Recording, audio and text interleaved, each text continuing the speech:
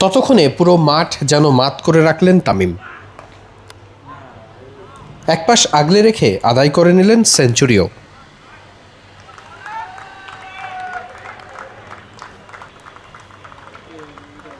একটা সময় লম্বা সময় ব্যাটিং করার কারণে তামিমের শরীরে হালকা ক্র্যাম্প করছিল বলে মনে হচ্ছিল। পাশে নাজমুল হোসেন শান্ত একটা টাওয়েল নিয়ে তামিমের প্রতি সব সময় নজর রেখেছেন, তামিমের যেন একটুও ইনজুরি সমস্যা না হয়। ডাগ আউটে বসে ফিল সিমন্সরা তখন তামিমের দুর্দান্ত উইলোবাজি দেখছে। ভিডিওতে হাইলাইটসের মতো যে শটসগুলো খেলতে দেখছেন, তামিম এভাবে উড়িয়ে মেরেছেন একেবারে শেষের দিকে, কিন্তু পুরো ইনিংসেই তামিম ছিলেন রীতিমতো নিজের উইকেটের প্রতি খুবই যত্নবান। তিনি বুঝেছেন উইকেটের এক পাশে ওপেনারদের একজন আগলে রাখলে দলের স্কোর বেড়ে যায়। তামিম সে কাজটাই করে গেছেন। উইকেটের এক পাশ আগলে রেখে স্ট্রাইক রোটেট করেছেন, প্রচুর সিঙ্গেলস ডাবলস আদায় করে নিয়েছেন। একই সাথে দ্রুত সিঙ্গেল নেওয়ার ক্ষেত্রেও ছিলেন মুর্শিয়ানা।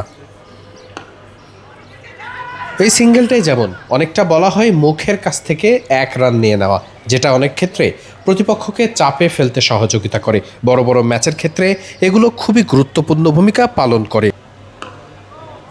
পুরো ম্যাচে তামিমকে বিট করানো যায়নি খুব একটা, এই একটা ডেলিভারি বাদে, যেখানে একটুর জন্য হলেও তামিমকে পরাস্ত করেছিলেন তানভীর। খানিকটা নিচু হয়ে আসা বলটা খেলতে না পারলেও লেগ স্টাম্পে গার্ড করে দাঁড়িয়ে থাকা তামিমকে তাই এলবিডব্লিউর ফাঁদে ফেলা সম্ভব হয়নি। সেখান থেকে আদায় করে নিয়েছেন সেঞ্চুরিও। বর্তমানে বাংলাদেশের ব্যাটসম্যানরা অনেক ক্ষেত্রেই খুব বেশি বাউন্ডারি আদায় করতে গিয়ে ডট বল খেলে ফেলেন বেশি, সেখান থেকেই তৈরি হয় চাপ আর উইকেটও পড়ে যায়। এমন বাজে বলে যেমন মেরেছেনও, ঠিক একই সাথে ভালো বলে সফট হ্যান্ডে 1 রান 2 রান করে নিয়ে ইনিংসটাকে লম্বা করেছেন। খুব স্বাভাবিকভাবেই তামিম যেভাবে ব্যাটিংটা করেছেন, তাতে করে তিনি নিজের দায়িত্বটা বুঝতে পেরেছেন। 50 ওভারের ক্রিকেটে একটা বড় রান, বড় পার্টনারশিপ দলের স্কোরটাকে 300 টপকে যেতে সহযোগিতা করে।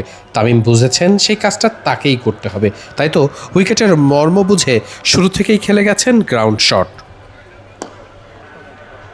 আর এক পাশে কোনো ব্যাটসম্যান খুব একটা বড় রান করতে পারেননি, তবে তামিম এক প্রান্ত আগলে থাকায় উইকেটের বেশ কিছুটা ঝড় গেলেও 296 রান পর্যন্ত পৌঁছাতে পেরেছে বিসিবি একাদশ।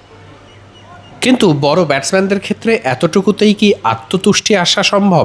তামিমের ক্ষেত্রেও নিশ্চয়ই সেটি না। সেট হয়ে যাওয়ার পরে তামিম নিশ্চয়ই 100-র এই রানটাকে 130 বা 40-এ নিয়ে যেতে পারতেন। সেটি হয়নি নাইম শেখের এই দুর্দান্ত ক্যাচের কারণে। ওই 100তেই থামতে হয়েছে তামিমকে।